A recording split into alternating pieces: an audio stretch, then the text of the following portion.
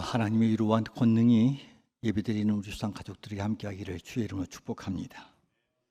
한 연구소에서 당신이 한 가지만 하나님께 질문을 한다면 어떤 질문을 하겠느냐라는 설문을 했더니 1위로 나타난 결과는 하나님, 왜 이 세상에 그렇게 고통이 존재하나요? 라고 하는 질문이었다고 합니다.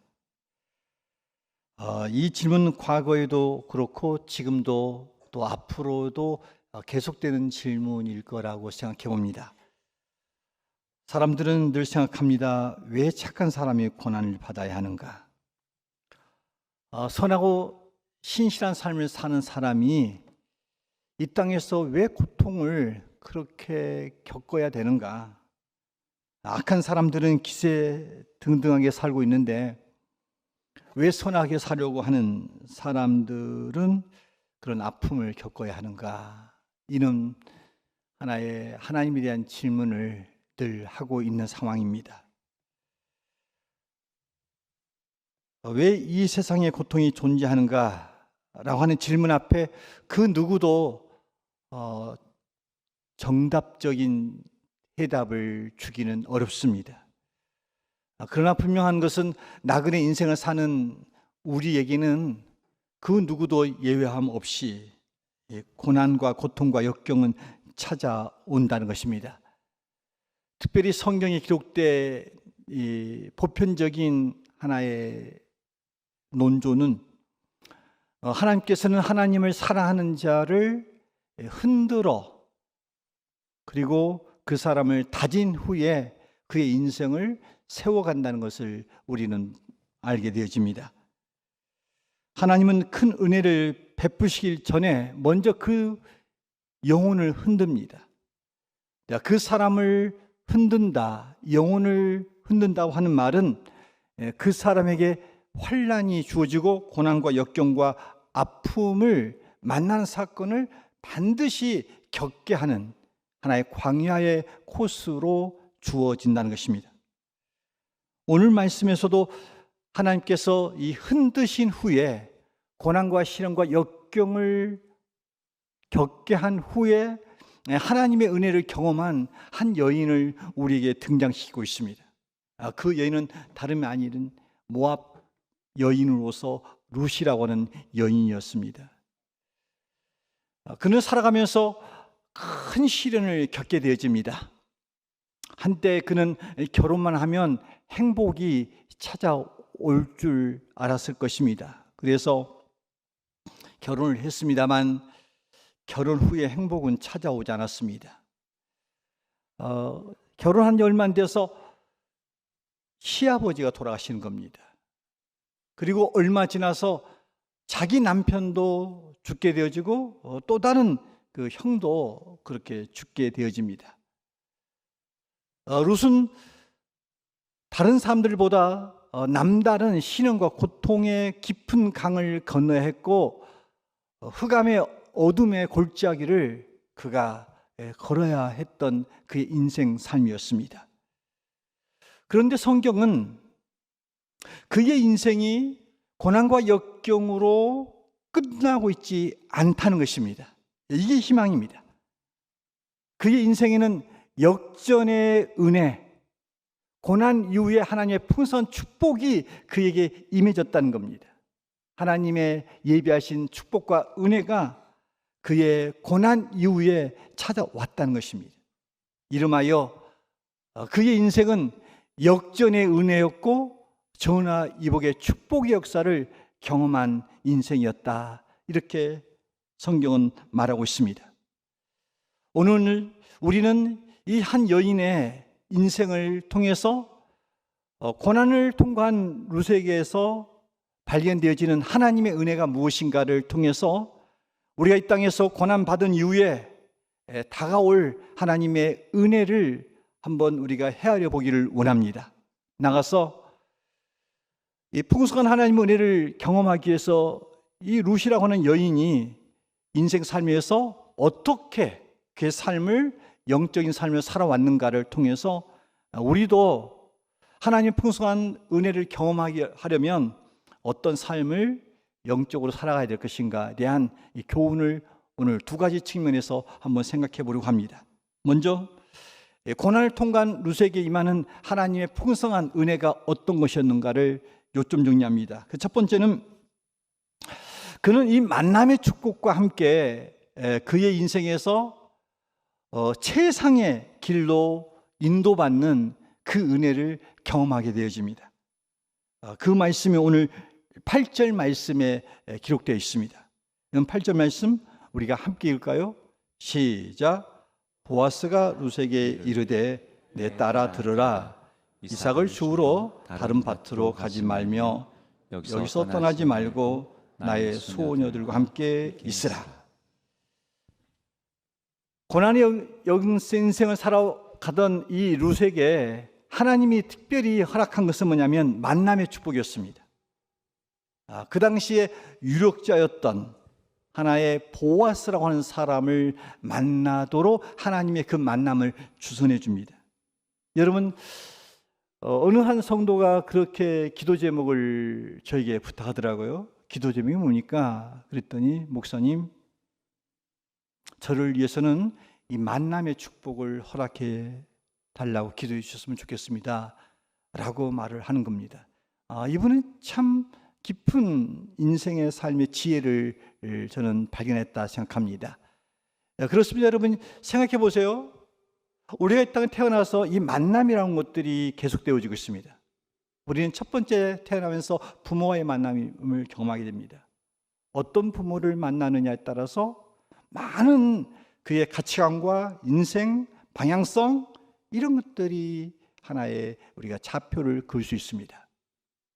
그리고 친구와의 만남, 그리고 스승과의 만남, 그리고 지도자의 만남, 특별히 우리가 신앙생활을 함에 있어서 우리에게 있어서 영적 지도자 어떤 교회와의 만남, 이것이 참 중요합니다. 이 만남을 통해서 여러분의 신앙의 칼라가 뭔가 채색되어지고 완성되어져 가며 어떤 방향으로 삶을 살아갈 것인가에 대한 구체적인 가이드가 영적 지도자를 통해서 만나냐에 따라서 달라집니다. 그런데 오늘 본문 속에 나왔던 이 룻의 여인은 당대에 참으로 유력자였던 이 보아스라는 사람을 만나게 되집니다. 그런데 이 보아스라고 하는 것은 이 성경학자들은 그는 다름 아닌 예수님의 그림자, 모형이다 이렇게 보고 있습니다. 그러니까 예수님의 유형, 모형이었던 보아스가 지금 룻을 지금 인도해 갑니다. 그런데 보아스가 이삭을 줍는 룻에게 이렇게 말합니다. 다른 밭으로 가지 말고 너는 계속해서 여기 머물라 이렇게 말합니다. 여러분, 지금 룻은 상당히 가난한 형편 속에 있습니다. 그래서 이삭 죽기를 통해서 떼낀 일을 이렇게 공급받아야 되는 상황입니다.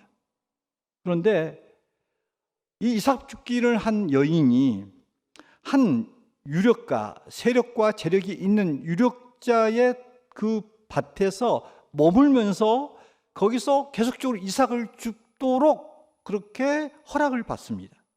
그리고 이삭을 뵐 때마다 일부러 어느 코너를 놔두고 그것도 벤 그 벼를 일부러 흘러서 이 여인이 죽도록 최상의 하나의 배려를 해주고 있다는 것입니다. 여러분, 우리는 예수 그리스도를 만남을 통해서 우리는 어떤 축복을 누리고 있냐면 하나님이 우리 인생을 최상의 길로 인도하고 있다는 사실입니다. 믿으십니까? 여러분, 우리는 목자이신 하나님을 만나고 있습니다. 그분의 인도를 받고 있습니다. 하나님은 우리의 목자가 되셔서 그 선한 목자 되신 그분은 우리 삶을 부족함이 없도록 인도해 가고 계십니다. 그리고 우리의 삶을 푸른 풀밭으로 때로는 잔잔한 시냇가로 우리를 인도해 주십니다. 물론 우리가 인생을 살면서 하나하나 살아갈 때 그 하나님의 인도하시는 그 길이 우리 보기에는 상당히 좁은 길로 느껴질 때가 있고 메마른 사막길을 걷는 것처럼 느껴질 때가 있습니다. 그때 우리는 이런 생각이 들지요. 왜 하나님이 나를 이렇게 좁고 험한 그러한 광야길로 인도하시는가 생각이 듭니다. 그때 우리가 가져야 될 마음은 그 가운데서도 하나님은 우리의 인도자로 여전히 우리와 함께하고 있다는 사실입니다.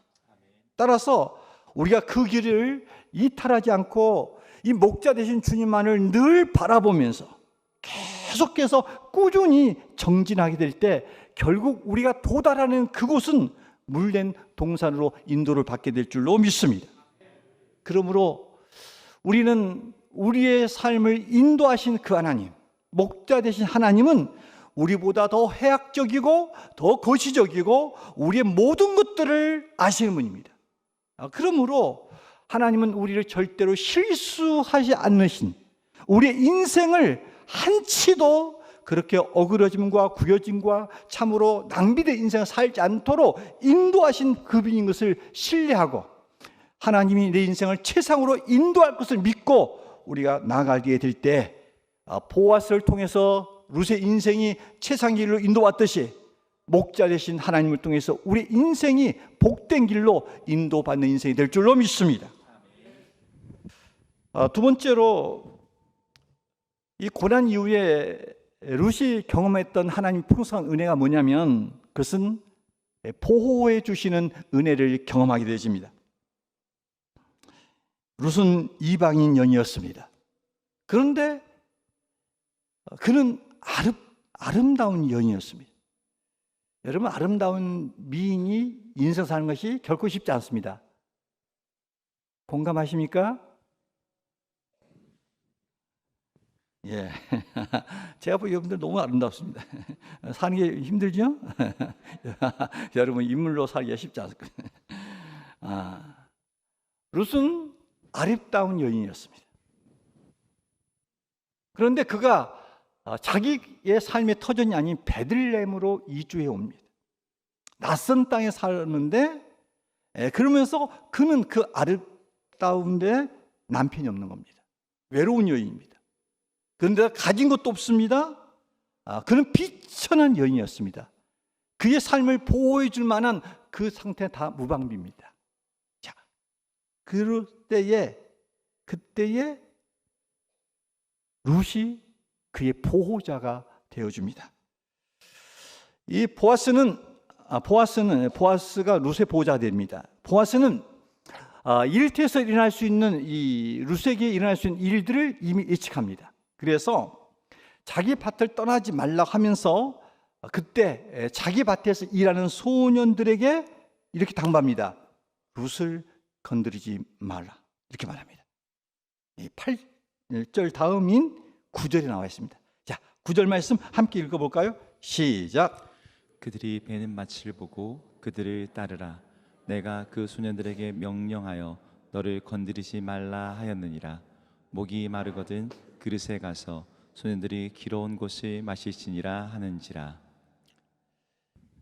앞서 말씀을 드렸듯이 보아스는 예수님의 모형이라겠습니다. 그러니까 룻은 보아스를 통해서 지금 모든 그런 신변의 안전과 필요를 채움받고 공급받으면서 그의 삶에 있어 보호가 이 보아스가 되어줍니다. 이처럼 우리가 그리스도 안에 있게 될 때 우리 삶에 있어서 이 세상에서 가장 안전한 보호 장소 어디입니까? 하나님의 날개 아래입니다. 그래서 12절은 이렇게 말하고 있죠. 여호와께서 내게 행한 일에 보답하시기를 원하며 이스라엘 하나님 여호와께서 그의 날개 아래 보호를 받으러 온 내가 온전한 상 주시기를 원하노라. 이렇게 기록되어 있습니다.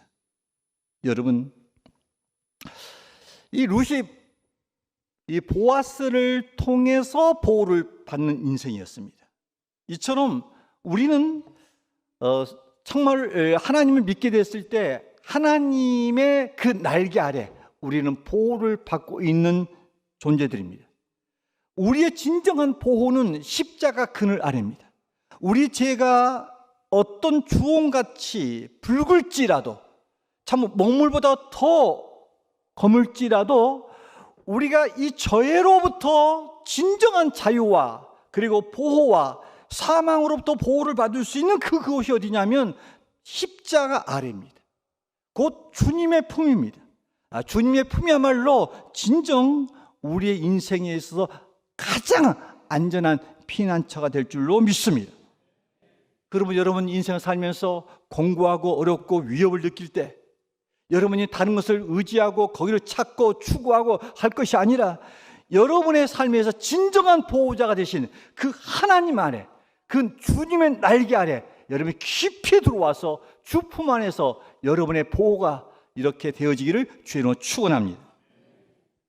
또 하나, 이 고난통간 룻에게 임하는 하나님의 은혜가 뭐였냐면 그것은 위로하시는 은혜였다는 것입니다.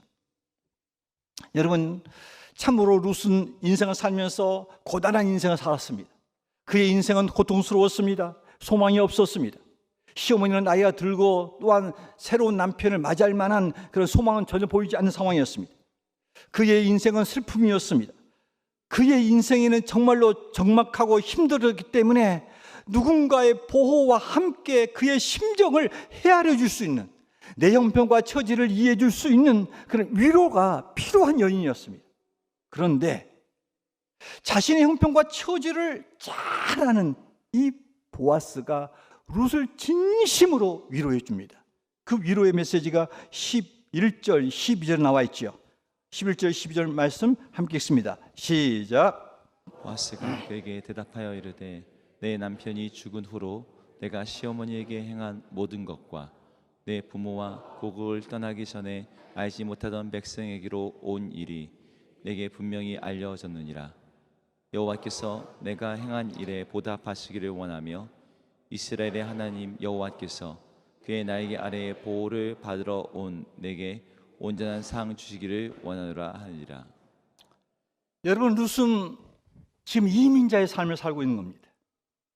낯선 땅에 와서, 그리고 의지했던 남편을 잃었고, 또한 홀로 살고 모셔야 되는 시어머니는 나이가 늘어가고, 참으로 때거리는 유지되지 않는 굉장히 고단한 삶, 고통받는 삶을 살고 있었습니다.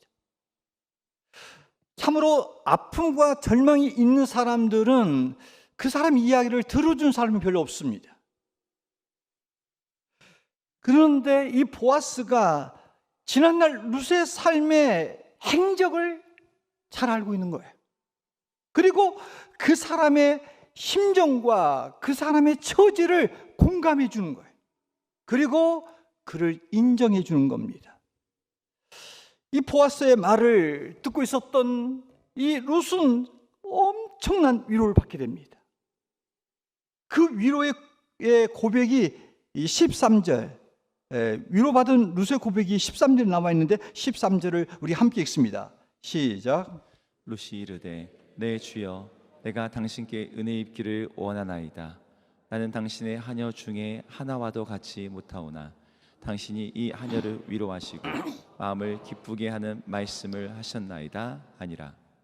여러분, 보아스는 외롭고 고독한 여인, 상처가 있는 여인, 참으로 아픔이 있는 이 여인을 향해서 위로의 말을 전해줍니다. 그녀의 눈물을 닦아줍니다. 여러분, 이 형태는 오늘날 보아스 같은 우리 주님으로부터 우리가 경험하고 있는 현실입니다. 우리는 인생 살면서 고단함이 있습니다. 아픔이 있습니다. 통증이 있습니다. 상처가 있습니다. 관계성에서 갈등이 있습니다. 진정 우리의 삶이라고 하는 것이 결코 녹록지 않습니다. 어떤 형편과 처지 가운데 있든지 간에 우리는 눈물이 있고 한숨이 있고 그 속에서 괴로움을 가지고 있는 우리 인생입니다. 여러분, 이 고통받은 인생이 다른 사람을 만나서 이야기를 해보면 그 사람도 똑같은 고난을 받고 있기 때문에 진정한 우리의 위로자가 될 수 없습니다. 그러나 우리의 진정한 위로자는 하나님이십니다. 성경은 하나님은 위로하신 하나님이라고 고린도후서 1장 3절과 4절 말하고 있습니다. 하나님은 우리의 역경과 환난을 당한 것을 알고 계십니다. 우리가 그릇 행하여 참으로 어그러진 길을 가면서 받는 상처와 그 힘듦을 주님이 아십니다. 우리가 삶의 여정 속에서 흘리는 그 눈물을 주님은 아십니다. 그리고 우리의 눈물을 닦아주시는 분이 바로 보아스 같은 우리 주님이십니다.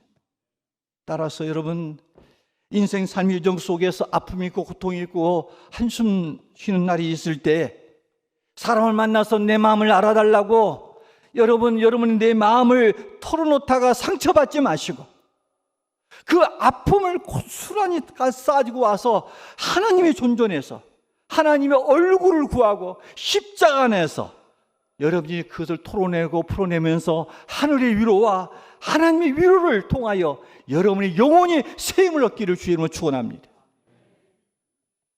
또한 고난을 통과한 룻에게 하나님 베푸신 은혜가 뭐였습니까? 그것은 풍성하게 채워주신 은혜였다는 겁니다. 여러분 15절 16절은 이렇게 말씀하고 있습니다. 함께 읽습니다. 시작. 보아스가 자기 소년들에게 명령하여 이르되 그에게 곡식단 사이에서 줍게 하고 책망하지 말며 또 그를 위하여 곡식 다발에서 조금씩 뽑아버려서 그에게 줍게 하고 꾸짖지 말라 하니라. 이삭 줍기를 하는 룻, 그에게는 말뿐이 아닙니다. 그 심정을 헤아리는 언어적 표현을 통한 그의 마음을 부드럽고 어루만짐으로 끝나는 게 아닙니다. 우리가 어려운 일을 당한 사람을 만났을 때 우리가 심정적으로 그 사람을 위로하는 말, 따뜻한 말, 격려의 말은 절대 필요할 겁니다. 그러나 때로는 그것을 넘어선 피로를 채워주는 이것까지 가져야 되는 겁니다. 보아스는 룻을 축복하되 위로의 말로 끝나지 않고 넘치도록 축복해 줍니다. 그의 가장 절실한 것들을 채워줍니다. 풍성한 것을 채워주는 은혜를 이 룻에게 베풀어 줍니다. 여러분, 이 룻의 풍성함은 어디서 온 것이었냐면 보아스를 통하여서 온 것이었습니다. 룻은 지금 보아스를 통하여 은혜를 입고 있는 겁니다. 이 보아스의 모든 풍성함이 고스란히 룻에게 지금 전달되고 있는 상황입니다. 여러분, 우리가 하나님을 만남을 통해서 우리는 그 하나님의 풍성함이 우리의 풍성함이 될 줄로 믿습니다. 여러분, 하나님 나라는 풍성한 나라입니다. 하나님 나라는 비난 나라 아닙니다. 가난한 나라가 아닙니다. 하나님 나라는 풍성합니다. 근데 그 풍성함, 하나님 나라의 풍성함은 그 룻에게 보아스를 통해서 오듯이 예수 그리스도를 통해서 그 하늘나라의 풍성함은 우리에게 임하는 것입니다.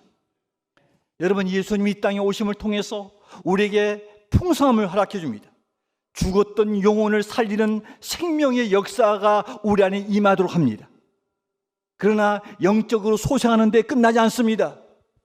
우리 주님은 우리 영혼을 살리는 데만 급급하지 않습니다. 우리를 영혼으로 살릴 뿐 아니라 그의 백성을 이 땅 위에서 양으로 생명을 얻게 할 뿐 아니라 더 풍성케 하시고자 하시니 주님의 뜻입니다. 그래서 요한복음 10장 10절은 말합니다.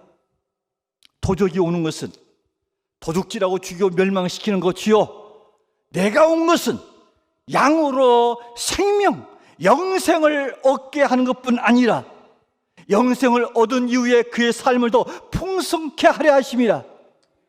빌립보서 4장 19절은 말합니다. 나의 하나님이 그리스도 예수 안에서 영광 가운데 그 풍성한 대로 너희 모든 쓸 것을 채우시리라. 여러분, 이게 하나님의 소원입니다. 이게 주님의 꿈입니다. 주님의 기대입니다. 주님의 소원이 뭡니까? 그 영혼들이 구원을 받는 것뿐 아니라 구원받은 이후에 이 땅에 사는 동안에 하나님의 나라의 풍성한 영적인 것뿐 아니라 이 땅 위에서 누릴 수 있는 풍성한 축복을 주님이 해주기를 원한다는 것입니다. 그러므로 여러분 기억하셔야 됩니다. 하나님의 이 축복을 결코 소홀히 여기지 마십시오. 여러분이 영적인 풍성함을 얻을 뿐 아니라 이 땅을 사는 동안에 물질적인 풍성함을 얻고자 하는 기대를 하시고 열심히 사시고 그리고 풍성한 축복을 허락해달라고 기도하시길 바랍니다. 아멘. 어떤 사람들은 말합니다. 교회 안에서는 물질적인 축복을 강조해서는 안 된다. 모르는 소리입니다. 여러분, 한쪽 편의 말이 다 맞지 않습니다. 성경은 그렇게 말하고 있지만 또 한편에서는 다른 부요함을 말하고 있습니다. 그러니까 성경은 늘 균형 있게 봐야 됩니다. 그러니까 하나님은 영적으로 공부한 자에게는 영적인 축복을 주고, 그리고 물질적인 곤비한 자는 물질적인 축복을 베풀어 준 것이다 하는 것이 우리 주님의 뜻인 것입니다. 하지만 여러분, 우리의 삶의 목표는 돈에 있지 않습니다. 그렇다고 여러분 돈을 결코 소홀히 해서는 안 됩니다. 여러분, 돈을 사랑하거나 돈을 사모해서는 안 됩니다. 그러나 돈을 우습게 여겨서도 안 됩니다. 여러분은 가난을 겪어보셨습니까? 먹을 것이 없어서, 집세 낼 돈이 없어서, 등록금이 없어서, 교통비가 없어서 하루에 떼끼니를 고민해야 되는 그 시점에 그 물질이 없어서 오는 가난과 고통을 여러분 겪어보셨습니까? 여러분, 아이들이 뭔가 먹고 싶다 하는데 사주지 못하는 부모의 아픈 심정을 여러분 겪어보셨습니까? 읽고 싶은 것 제대로 공급해 주지 못하고 원하는 레슨을 시켜주지 못하는 그 부모의 아픔을 겪어보셨습니까? 우리가 때로는 참으로 선교를 하고 싶고 구제를 하고 싶고 정말 다른 사람 필요를 채워주고 싶은데 물질이 없어서 그냥 따뜻하게 등만 어루만지고 돌아왔을 때 제 마음이, 우리의 마음이 불편할 때는 안타까움을 가져본 적 없으십니까? 이번에 미얀마 선교 단기팀들이 다녀오면서 아마 이런 생각이 했을 겁니다. 내게 좀 돈이 있었으면 좋겠다. 왜요? 하루에 4시간밖에 들어오지 않는 로뎀 학당의 현장. 여러분, 4시간마다 시간제로 주는 전기불 아래서 생활하는 것 경험해 보셨습니까? 저는 일찍 경험해 봤습니다. 저는 호롱불을 켜다가 조금 좀 나아지면 촛불을 켜봤고, 촛불이 킨 다음에 야매가 뭔지 아십니까? 야매로 도둑전기를 끌어다 쓴 적이 있습니다. 왜냐하면 우리 아버지가 탄광에서 공무원이 아니었어요. 그러니까 공무원 집에만 전기불을 줬습니다. 근데 우리 집은 아버지가 탄광에서 일을 안 하시니까 이제 전기불을 못 켜는 겁니다. 그러나 그때도 전기가 시간제였습니다. 몇 시부터 몇 시까지만 주는 겁니다. 그리고 끝난 겁니다. 방송국에서 나오는 이장댁에서 틀어주는 방송국도 한 채널의 시간제입니다. 여러분, 이 로뎀 학당에서 어학 공부를 시키고 뭔가 훈련을 시켜야 되는데 4시간밖에 시간 전기 안 들어온다? 그걸 바라보면서 단기팀들이 무슨 생각을 했을까요? 야, 여기에 자가발전기라도 하나 놔주면 좋겠구나. 고아원을 갔을 때에 더 풍부한 것을 공급해주고 싶은 심정이 없었겠습니까? 신학교를 우리가 들어가서 그들과 관람했을 때 책이나 시설을 보면서 주의 종들이 여기서 훈련을 받는데 진정 내 수중에 돈이 있다면 여기에 좀 더 투자했으면 좋겠다는 심정을 안 가졌겠습니까? 여러분, 돈은 절대로 필요합니다. 저 돈 좋아합니다. 좋아하나 돈의 철학을 알기에 바르게 쓰고 사는 겁니다. 돈을 터부시하지 마십시오. 돈을 죄악으로 여기지 마십시오. 부자로 우습게 여기지 마십시오. 여러분, 하나님은 이 땅에 우리를 가난하여서 늘 누군가로부터 도움을 받는 사람으로 살기보다 주는 자의 삶을 원하고 있다는 사실을 믿으시길 바랍니다. 우리가 주 안에서 풍성함을 누리는 것이 하나님의 뜻일 수 있는 방향이 있다는 것입니다. 여러분, 그러므로 우리는 돈에 대해서, 물질에 대해서 우리가 참으로 성실을 식물로 삼아서 우리는 열심히 돈을 벌어야 됩니다. 제가 목회를 해보니까 교회도 돈이 필요합니다. 교회에서 헌금 설교를 하면 무슨 교회가 헌금 설교하는데 너무나 무지한 이야기입니다. 여러분, 우리가 시설에서 예배를 드리고 있습니다. 이 시설 운영하는데 그냥 운영이 됩니까? 전기에 하나 쓰는 거, 에어컨 쓰는 거, 난방비 쓰는 거, 인적자원 쓰는 거, 여러분이 식사하게 대접하는 거, 이 모든 것들은 여러분이 돈이 투자되어져야 하는 겁니다. 교회 역시 마찬가지입니다.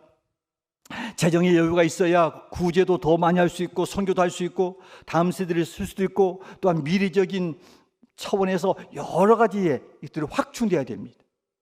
그런데 교회 재정은 구호로 외쳐지는 게 아닙니다. 구호 재정이 교회에서 확보되려면 그 교회 공동체 일원들이 하나님 앞에서 축복을 경험해야 됩니다. 축복을 받아야 그 안에 믿음이 들어가면서 하나님 앞에 헌신할 수 있는 겁니다. 믿음은 영적으로 좋은데 가난해. 그러면 늘 뒤편을 밀려갑니다. 그리고 마음이 불편합니다. 여러분, 하나님은 그런 삶을 원하지 않습니다. 저는 그래서 우리 교우들이 작년의 수입보다 갑절의 수입이 되기를 소망합니다. 올해보다 내년이 훨씬 여러분 삶에 물질적인 풍성함이 있기를 원합니다. 저는 우리 교회도 좀 사업가가 있었으면 좋겠습니다.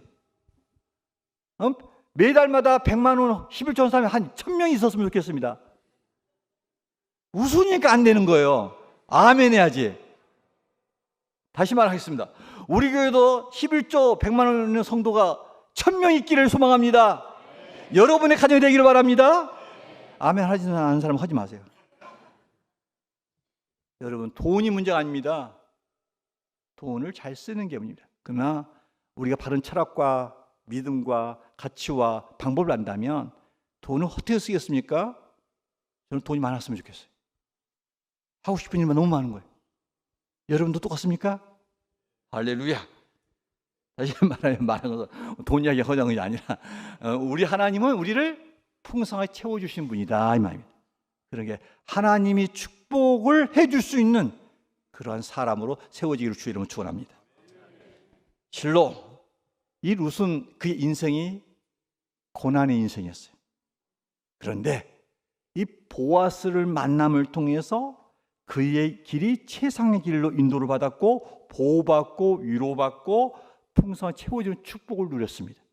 이처럼 우리가 우리의 롤모델 되시는 주님을 통해서 우리가 주님을 만남을 통해서 우리 인생에도 우리의 앞길이 최상의 길로 인도받고 보호받고 위로받고 풍성한 채움받는 복된 인생 되기를 주의 이름으로 축원합니다. 자, 그렇다면 왜 하나님은 그 당시에 그날에 똑같은 기근과 재난이 있었어요. 그런데 유독 이 룻에게만 하나님의 풍성한 축복이 임했던 거예요. 그래서 이 롯의 인생을 이렇게 연구해 보면 이 룻은 하나님의 풍성한 은혜를 받을 수밖에 없는 준비된 바가 있었어요. 여러분, 하늘에서 비가 내려도 준비된 그릇이 없으면 절대 물은 채우지 않습니다. 그리고 준비된 그릇 사이즈만큼 하늘에 그 물이 채워집니다. 마찬가지입니다. 우리가 하나님 앞에서 어떤 사람으로 준비되어졌냐, 내가 어떤 사람으로 그 영적인 그릇, 축복을 담을 수 있는, 하나님 은혜를 담을 수 있는 그릇이냐에 따라서 하나님의 신령한 것들이 차원이 다릅니다. 그렇다면 룻이 도대체 어떻게 했기에 하나님의 은혜를 그 어려움 속에서도 경험하게 되는가? 이것은 네 가지로 그가 준비된 것을 보게 됩니다. 저는 이 원리가 우리의 삶의 원리가 되어서 하나님의 풍성한 은혜를 누리는 복된 자들 되기를 바랍니다. 그러면 룻이 이 하나님의 은혜를 받을 수 있는 그릇을 어떻게 준비했냐? 네 가지. 첫째, 룻은 겸손했다는 겁니다. 자, 13절은 그것을 말하고 있죠. 자, 13절 말씀 함께 읽습니다. 시작. 룻이 이르되 내 주여, 내가 당신께 은혜 입기를 원하나이다. 당신은 당신의 하녀 중에 하나와도 같이 못하오나 당신이 이 하녀를 위로하시고 마음을 기쁘게 하는 말씀을 하셨나이다 하니라. 이 말씀 보니까 나는 당신의 하녀 중에 하나와 같이 못하나 이렇게 말합니다. 룻은 외모가 아름다운 여인이었습니다. 그런데 그가 자기를 보아스 앞에 어떻게 표현하면 당신의 시녀보다 못한 여자다. 자기를 이렇게 낮춥니다. 여러분, 이 성경에 보니까 하나님의 은혜, 하나님의 축복의 그 장은 이 교만한 자는 물리치지만 겸손한 자에게 임한다라고 말씀하고 있습니다. 이 로마 캐톨릭 사제들이 이 사제 서품을 받을 때 보면 이렇게 완전히 땅에 엎드려서 의식을 행하는 것을 보게 됩니다. 이 서품을 받을 때 왜 완전히 바닥에 엎드려져 있냐면 그것은 자신을 철저히 낮추는 모습의 하나의 상징적인 모습입니다. 여러분, 자연의 원리는 이렇습니다. 물은 가장 낮은 곳에서부터 채워집니다. 하나님의 은혜는, 하나님의 축복은 가장 겸손한 사람에게 임하고 거기에 머물러 있습니다. 따라서 우리 모두도 하나님의 은혜를 우리가 경험할 수 있고 하나님의 은혜가 내 안에 고일 수 있도록 우리 모두가 다 겸손한 자 되기를 소망합니다. 나가서 두 번째, 이 룻이 이 하나님의 풍성 은혜를 받을 수 있는 그릇을 어떻게 준비하냐면 정성 어린 예배자로 그가 살아갑니다. 오늘 2장 10절에 보면 룻이 이렇게 행동을 합니다. 룻이 엎드려 얼굴을 땅에 대고 절하며 이렇게 말합니다. 지금 룻이 엎드려 땅에 대고 절을 했다라고 했는데 누구를 향해서 합니까? 이 보아스에게 한 겁니다. 그런데 이 보아스는 앞서 말씀을 드렸듯이 이것은 구약 성경에 나타난 예수님의 모형이라고 했습니다. 그러니까 지금 룻은 그 보아스에게 이렇게 경배를 한다기보다 더 엄밀히 말해보면 이 룻은 보아스의 하나님께 지금 경배를 드리는 겁니다. 왜냐하면 지금 룻은 보아스를 통해서 지금 은혜를 입고 있거든요. 그런데 이런 은혜가 임하도 하나님이 보아스를 주관하고 있다는 것을 알고 은혜 통로자 되는 이 보아스에게 절을 함으로써 하나님을 더 경외하는 그런 마음을 지금 가지고 있는 것입니다. 여러분, 이 원리는 굉장히 중요합니다. 여러분, 이 하늘의 은혜와 이 땅의 풍성한 이 축복이라고 하는 것은 예배를 통해서 흘러납니다. 우리가 제대로 된 예배자라야 이 은혜가 우리가 임한다는 것입니다. 여러분, 우리가 주일날 되어지면 또는 우리가 공적인 예배가 되어지면 이렇게 예배당에 나와서 예배를 드립니다. 그런데 여러분, 우리의 예배는 하나님 앞에 나와서 출근 도장을 찍는 게 아닙니다. 이 예배라고 하는 것은 하나님과 우리가 연결고리이자 생명의 젖줄입니다. 따라서 예배를 통해서 여러분이 하늘의 은혜들을 늘 공급되어지면 여러분 영원히 삽니다. 여러분 영원히 살면 여러분의 삶이 건강해집니다. 여러분의 인생이 성공적으로 되어집니다. 그런데 예배를 통해서 하늘의 신령한 영적 공급들이 안 되어지면 여러분의 마음은 완전히 마른 날에 갈라진 거북이 등 같은 이런 논이 됩니다. 정말 터진 그 메마른 논에는 아무것도 자라지 못합니다. 여러분, 예배를 통해서 하늘의 신령한 것들이 늘 공급되어져야 되는 겁니다. 그래서 우리는 이 주일날 많은 사람들이 봉사자로 섬기고 있는데 여러분이 성가대 같으면 성가대를 위해서 오면 안 됩니다. 안내자, 봉사자, 주차, 여러 가지 식당 봉사, 또 가르치는 사역, 이 모든 것들이 사역을 위해서 여러분이 교회를 나오면 안 됩니다. 하나님이 찾는 사람은 사역자 이전에 예배자라는 사실을 믿으시길 바랍니다. 요한복음 4장 23절은 말하고 있습니다. 하나님께 참되게 예배하는 자들은 영과 진리로 예배할 때 오나니 곧 이때라 아버지께서는 자기에게 이렇게 예배하는 자들을 찾으시느니라. 따라서 여러분, 우리가 예배를 참으로 잘 드려야 합니다. 여러분 앉아 있는데 넋을 딴 데다 팔아먹으면 안 됩니다. 여러분 예배 시간에 공자님 만나면 안 돼요. 예수님을 만나야지 공자님을 만나고 있어요. 그리고 여러분이 예배 시간에 친구 만나러 가면 안 돼요. 몸뚱어리형이 앉아있는데 생각은 이미 이따 끝나고 예배 끝나면 지금 친구 만나고 연애하려고 그렇게 하고 있어. 그래서 예배 시간이 빨리 안 끝나나고. 오늘 좀 늦게 끝날 거예요. 앞 시간이 너무 길었잖아요. 오늘 과외 수업입니다. 할렐루야. 때로는 과외도 해야지 어떻게 하겠어. 여러분, 참된 예배라고 하는 것은 하나님의 축복의 통로이자 은혜의 통로입니다. 그러므로 여러분이 예배를 소중히 여기를 바랍니다. 나가서 룻이 이 하나님의 풍성한 은혜를 받기 위해서 준비된 바가 뭐냐면 순종하는 삶을 살았다는 것입니다. 룻은 이 순종하는 여인인데 성경에 봤더니 보아스가 이 자리를 떠나지 말라 그러면 그 말을 순종합니다. 그리고 와서 떡을 받아 먹으라 그러면 그렇게 합니다. 그리고 이삭을 여기 내 밭에 주스라 그러면 그래서 주었습니다. 룻의 아름다움은 순종입니다. 그런데 이 순종이 단회적인 순종이 아니라 지속적이었고 끝까지 순종이었던 것입니다. 여러분이 하나님의 풍성한 은혜는 누구에게 임하냐면요, 이 순종하는 사람에게 임하는 겁니다. 그래서 어떤 성경학자는 이렇게 말했습니다. 하나님은 모든 사람에게 은혜를 주신다. 그러나 순종하는 자에게는 그 은혜 위에 은혜를 더하신다 라고 말하고 있어요.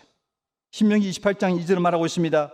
내가 내 하나님 여호와의 말씀을 순종하면 이 모든 복이 내게 임하며 내게 미치리라. 자, 여러분 믿음 있습니까? 한번 물어보겠습니다. 여러분 믿음 있다고 생각하십니까? 네. 근데 믿음이란 뭡니까? 믿음이란 말씀에 대한 반응이에요. 그러니까 여러분이 말씀에 반응을 하고 있다. 이것은 곧 순종하고 있다. 그러는 겁니다. 하나님 명령대로 행하는 것, 이게 순종입니다.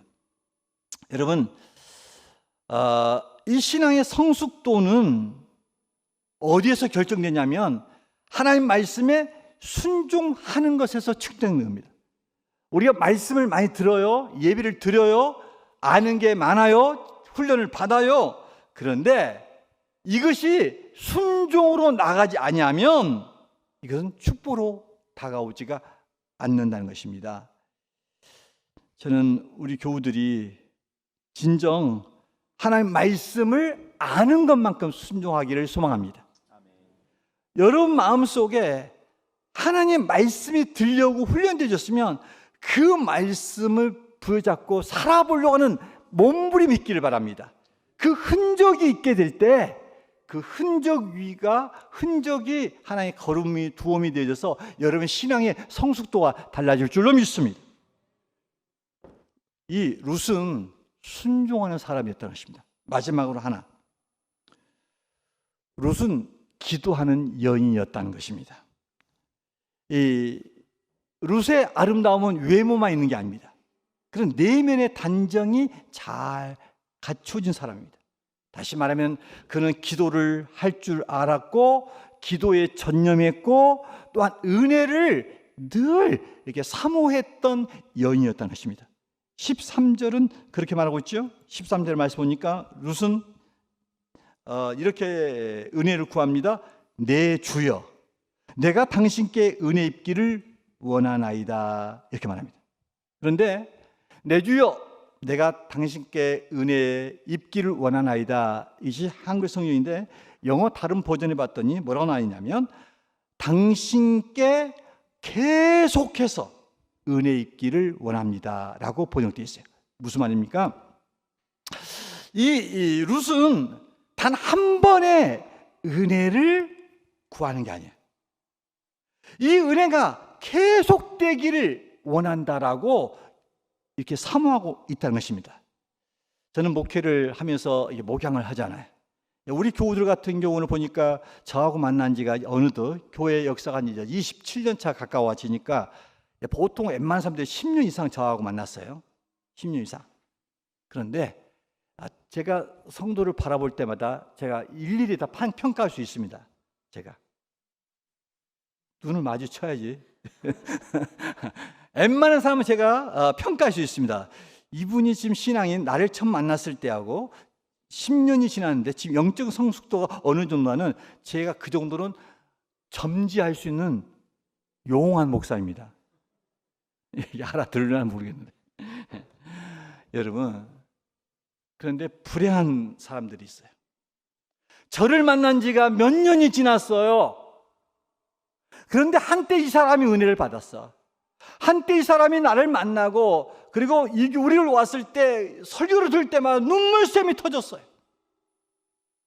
예배를 끝나고 나면 늘 늦게까지 울면서 그 눈물을 훔치고 가는 사람이었어요. 그때 제 심정은 이 사람은 참 영적으로 잘 서가겠다라고 했는데 그 기대가 무너진 사람들도 있어요. 그 자리에서 머물러 버린 거예요. 은혜가 고정이에요. 더 이상 성장과 성숙이 안 되는 거예요. 더 깊은 차원을 못 들어가는 거예요. 영적인 샘물이 겨우 실내천에서 발만 담그고 거기서 도랑치고 가지 잡고 있어. 그 은혜 물결이 태평양을 넘어서 전체 그 거대한 물고기를 수용할 수 있는 그 하나님 나라의 풍성함과 그 광대하심을 경험을 못하는 거예요. 여러분 생각해 보세요. 여러분은 정말 예수 믿고 은혜를 받았던 사람들이에요, 다. 그런데 여러분이 그 은혜가 한 번의 은혜입니까? 한시적인 은혜였습니까? 더 이상 여러분이 그 은혜의 그 차원을 초월 못합니까? 뛰어넘지 못하는 은혜 자리에 늘 있습니까? 이 사람 믿고 직분을 맡겼어. 그런데 더 이상 안 가. 이 사람 성장을 좀 믿고 사역을 맡겼어. 더 이상 안 가. 여러분, 인생은 은혜 받은 것만큼 달라져요. 변화는 하나님의 은혜의 깊이만큼 여러분의 내면의 깊이가 쌓여지고 여러분의 성숙도가 달라지는 거예요. 그러므로 여러분, 하나님의 은혜는 계속적으로 공부받아야 돼요. 한시적으로 과거적 사건, 신앙은 훈장이 아니에요. 내가 옛날에 그랬다. 그래서 어떻다고. 왕년에 많은 사람 별 볼 일 없어요. 신앙은 현재 진행형이에요. 지금의 것들. 자, 보세요, 여러분. 여러분 안에 지금 예수의 흔적이 뭡니까? 주 앞에 헌신이 뭡니까? 주를 위해서 사는 건 뭡니까? 지금 뭐냐고요, 지금. 여러분, 그런데 이 룻은 주의 은혜가 내게 계속되기를 원합니다 하고 사모함이 있는 거예요. 그러자 하나님의 은혜가 중단됨 없이 그의 인생 가운데 고여있게 되었던 거예요. 자, 그런데 이 풍성한 은혜, 오늘날 우리가 하나님의 이 은혜의 젖줄기를 계속 공급받고 싶어. 뭘 해야 돼? 뭘 해야 돼요? 기도를 통해서 가능합니다. 기도. 그래서 주님은 구하라 주실 것이요 라고 말했습니다. 여러분, 은혜가 메말라갑니까? 은혜 메말라가면 딱 이유 하나, 첫 번째, 기도를 쉬고 있는 거예요. 기도줄이 약해. 여러분, 우리 심근경색, 동맥경화증 왜 생겨요? 혈관이 막히는 거예요. 기도는 영적인 혈관이에요. 숨을 헐떡거리고 있잖아요, 여러분. 조금만 과한 부담스러운 이야기만 막 넘어지잖아요. 딛고 당겨. 설교 듣다가 시험 들었대.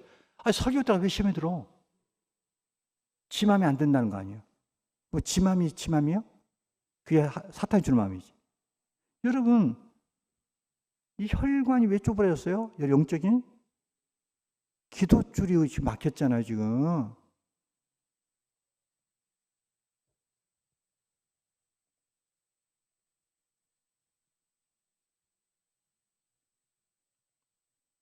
은혜가 메말라간다? 기도 시간이 짧아지고 있다.